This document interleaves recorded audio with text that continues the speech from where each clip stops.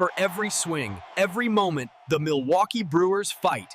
It's not just about hitting the ball, it's about leaving a legacy. What's up, my Brew Crew Nation? Welcome back to the channel. This is the place where you, the passionate Milwaukee Brewers fan, find the most detailed analysis and the most accurate information about our team. Before we dive into today's main story, which reveals so much about this team's identity, I need to ask you for a favor. If you want to get exclusive insights, tactical breakdowns, and the latest news first, subscribe to the channel right now. Click that button below and turn on notifications. It's fast, it's free, and you guarantee you won't miss a thing. I'm counting on your support. Now let's get down to business. A lot of people are looking at this 14-game winning streak and talking about luck, about magic. But I'm here to tell you, what we witnessed, especially in the dramatic win against the Cincinnati Reds, isn't chance. It's a method. It's the personification of Pat Murphy's philosophy, which is ingrained in every single player on this roster. The 6-5 victory in the 11th inning was a masterclass in what I call Murphy ball, a lethal mix of relentless pressure, fundamentalist defense, and a next man up mentality that is defining our season. Let's break down the facts. The team didn't have its best night at the plate, leaving 11 men on base. In other circumstances, that would be the recipe for a frustrating loss. But that's where the Brewers' identity reveals itself. We forced the Reds into committing 3 crucial errors, not by luck, but through constant pressure on the base paths, aggressive running, and putting the ball in play in decisive moments. The pressure we applied made the opponent crumble. This isn't just in the error stats. It was in the body language of the Cincinnati players, in their hesitation on the field. And then we have the climax. Andrew Monasterio, his home run in the 11th inning wasn't just a game-winning blow. It was a symbol. Monasterio, a player who fought for his spot, represents the depth and resilience of this roster. While other teams depend on 2 or 3 stars, the Brewers are winning games with decisive contributions from every piece of the puzzle. The team's celebration after the home run, happier for him than for the win itself, shows the culture Pat Murphy has built. It's not a team of stars, it's a constellation of elite grinders. This victory wasn't just the 14th in a row.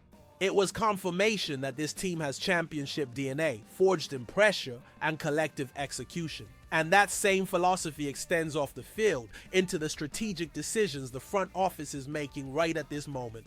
The way the front office is managing our roster during this winning streak is just as crucial as the plays on the field, and this is where we separate superficial analysis from true strategic understanding. The news that DL Hall was placed on the 15-day injured list with an oblique strain could be seen as a major blow, and of course, we never want to see a key pitcher get hurt. However, I see this through a different lens with a broader vision, thinking about October. This is a strategic maneuver disguised as a necessity. Placing Hall on the IL now, with an injury that demands caution, is an intelligent way to force a rest for one of our most important arms before the brutal grind of the playoffs. The front office is playing chess, not checkers. They are ensuring he will be at 100% capacity when every pitch truly counts. This mentality is reflected in the call-ups. With the temporary absence of Blake Perkins, bereavement list, and Isaac Collins' paternity list, we brought up Garrett Mitchell and Spencer Packard. And what does this signal? The organization's absolute confidence in its depth. Mitchell brings elite speed and plus-rated outfield defense, tools that fit perfectly into the Murphy ball of constant pressure. Packard, who has been performing great in AAA, gets a valuable opportunity to show his worth. We're not just plugging holes. We are testing and validating our assets, ensuring that every player on the 40-man roster is ready to contribute. This creates healthy internal competition and sends a clear message: no one is irreplaceable, and the team's strength lies in the collective. These moves are not isolated. They are the living proof of the philosophy that has brought us this far. While other teams might panic with injuries or absences, the Brewers see an opportunity to reinforce their identity, to give experience to young talent, and to strategically manage the workload of veterans. The machine keeps running, perfectly oiled, because the system is greater than any individual piece. And now, with the critically important series against the Cubs approaching, this depth and resilience will be tested to the absolute limit. So the big news isn't just a 14th straight win. It's the proof that the Brewers have established a sustainable system for success, built on pressure, depth, and smart management. Every decision on and off the field points to one clear goal: winning in October. Now, I want to hear from you, Brew Crew. What is your opinion on this strategy of a forced rest for key players like DL Hall? Do you believe this roster management is our biggest asset for a deep playoff run? Leave your comments down below.